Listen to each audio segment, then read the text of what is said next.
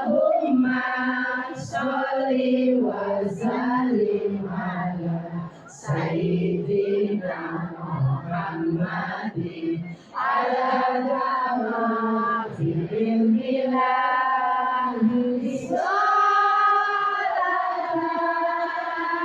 lahiratan bidawami mulkiladi salatan daimatan bidawami mulkiladi.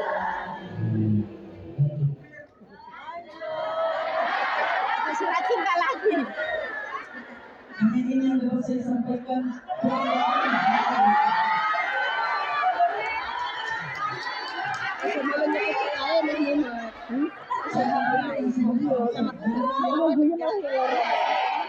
Jalan-jalan Cakep. bersembahyang beribadah. Cakep.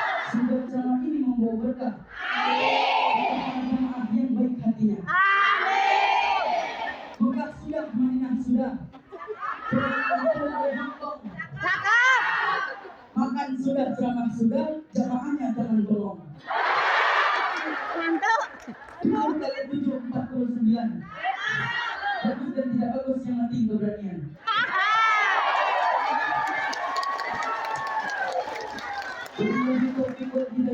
Wassalamualaikum warahmatullahi wabarakatuh. Waalaikumsalam warahmatullahi wabarakatuh.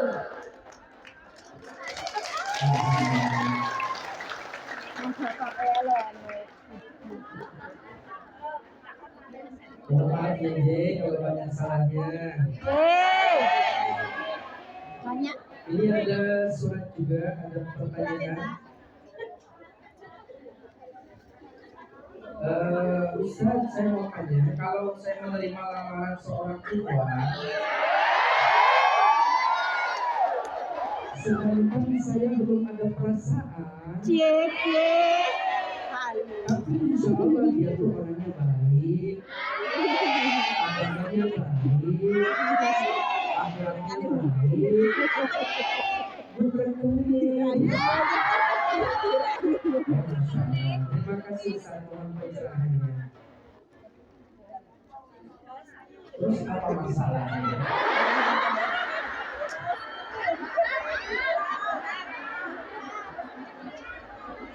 Mencari seseorang untuk menjadi pendamping hidup yang sempurna itu mustahil, Mbak. Kesempurnaan cinta itu menerima kekurangan satu sama lain. Betul banget.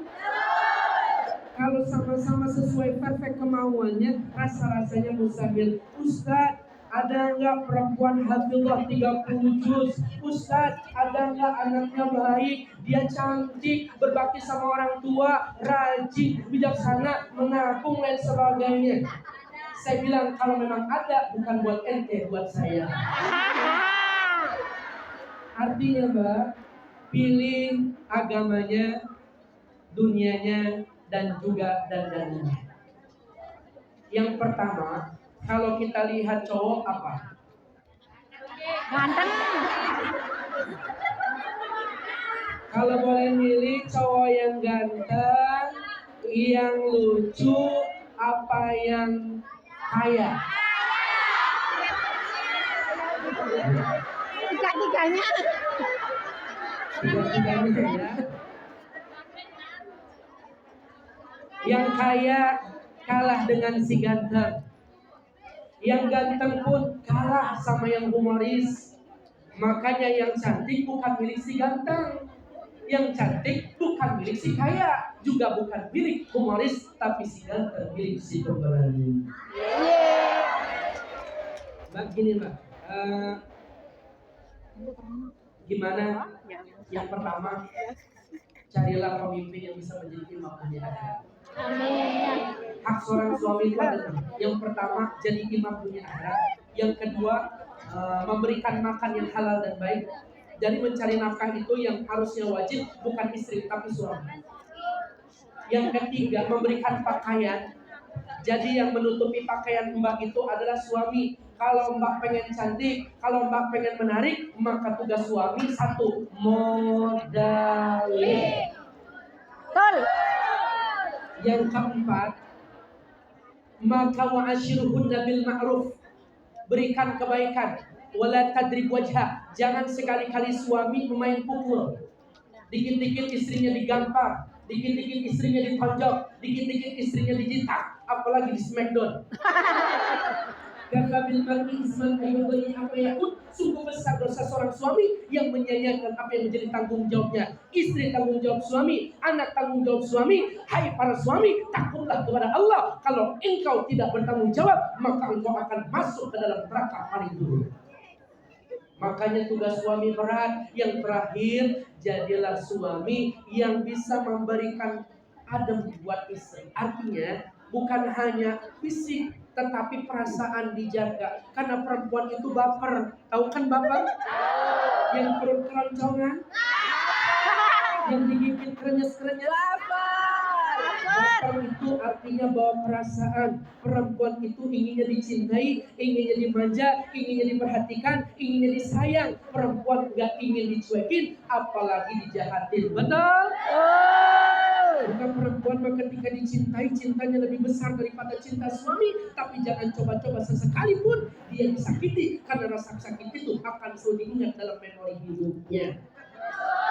Begitulah keadaan perempuan, Mas. Dia nggak mau disakitin dan terus mengingat ketika disakitin, tapi dia lupa ketika dia yang menyakiti. Sampai di sini paham? Perempuan memang seperti itu ya. Jadi kalau memang dia baik agamanya, dia baik dandanannya, dia baik secara penampilannya, silahkan. Bukan hanya menikah untuk sesaat pandangan mata, ganteng dan rupa, tetapi intinya ada sakinah ketentraman, sehingga kita yang bodoh dibawa kepada jalan yang bisa berilmu, sehingga istri nanti bukan hanya sekedar menjadi teman hidup, tapi bisa dan mampu mendidik anak-anaknya hingga menjadi pribadi yang soleh dan solehah. Jadi Mbak, kalau mau jadi makmum butuh imam yang baik, maka pilih agamanya. Jazakillah, terima kasih. Dan juga ada Pak Ustaz pertanyaan, saya mau kurban tapi belum akikah. Ini Ustaz, saya mau bertanya, apakah orang yang mau berkurban tapi dia belum akikah? Kurban itu dengan akikah memang beda. Sama mengeluarkan hewan kambing. Kalau akikah itu 1 tahun sekali, ada di musim haji. Akikah kurban. Maklum, belum minum Ustaznya. Minum dulu. Kurban itu adanya setahun sekali di hari raya kurban. Sejarahnya ketika Nabiullah Ibrahim, beliau royal, sangat royal, Mbak, punya 300 onta, kemudian 1000 hewan kambing, domba dipotong. Maka saat itu tetangga netizennya bilang, oh Ibrahim sudah gila, masa dia potong 300 onta, dia potong 1000 kambing, buat apa? Apa jawab Nabi Ibrahim? Andaikan aku punya anak, aku akan potong anakku. Tuh nazarnya Nabi Ibrahim. Maka diuji sama Allah, dikasih anak namanya Ismail. Rabbana hablana minas sholihin. Maka ketika usianya telah beranjak, maka ya bunayya ini awafil manami anni adbahuka fanzur madza tara. Anakku, aku bermimpi dalam mimpiku, aku diperintahkan untuk menyembelih lehermu. Bagaimana pendapatmu? Ya abatis al-matu'maru. Ayah, kalau memang itu datangnya mimpi dari Allah, tu'maru, sembelih aku sekarang juga. Satajiduni, laksanakan, insyaallah minas sabirin. Engkau mendapatiku, aku orang yang sabar. Mbak pulang ke rumah, nanya sama anak, nah, Mama mimpi dari Hong Kong buat nyembelih lehermu. Bagaimana tanggapanmu? Mak aja modal. Ibu aja mati sekalian. Anak zaman sekarang seperti itu, betul? Dan kita minta seperti doanya Nabi Ibrahim, Rabbana hab lana minas sholihin. Kembali ke pertanyaan. Disinilah sejarah hewan kurban. maka kurban itu ada setahun sekali, sedangkan akikah dibilangan sunahnya ganjil. Pertama ketika 7 hari lahir, kedua 14 hari, 21 hari, 41 hari, kemudian genap 1 tahun, 2 tahun. Kalau tidak bisa akikah secara dulu, orang tuanya tidak mampu, maka kita masih bekerja di Hong Kong, belum akikah, akikahkan diri kita. Itu ya. 1 ekor kambing, kalau laki-laki 2 ekor kambing. Lalu bagaimana orang tua saya, gimana? Akikah dulu apa kurban dulu? Kalau memang ada rezekinya tahun ini berkurban, silahkan berkurban. Akikah masih ada waktu yang lain. Tapi kalau memang akikah aja terlebih dahulu, karena rezekinya juga susah, pendapatan saya nggak bisa beli kambing, ya sudah, didahulukan sunnah yang memang menjadi kewajiban akikah kita. Apalagi ini menjadi wasiat. Ya, ada wasiat, sebelum saya wafat saya mau diakikahin. Sebelum saya mau wafat, nanti kalau saya sudah tiada umur, nanti ada rezeki tolong kurbanin. Maka ini menjadi bukan hanya sunnah, hukumnya wajib. Ustaz, kalau mau kurbanin buat guru boleh? Silahkan. Kurban buat patung-patungan Ustaz? Silahkan. Kurban atas nama teman? Boleh. Silahkan. Kurban itu umum, dan siapa orang yang mengeluarkan rezekinya untuk menghidupi sunnah, baik kurban maupun akikah, insya Allah kasratul marzuk, Allah banyakin rezekinya. Amin. Ibu saya yang sudah meninggal, tapi ibu saya belum akikah, mohon penjelasannya. Akikahkan terlebih dahulu. Nanti kalau ada rezeki silahkan. Kalau memang beliau nazar, kurbankan. Insya Allah. Cukup pertanyaannya. Cukup.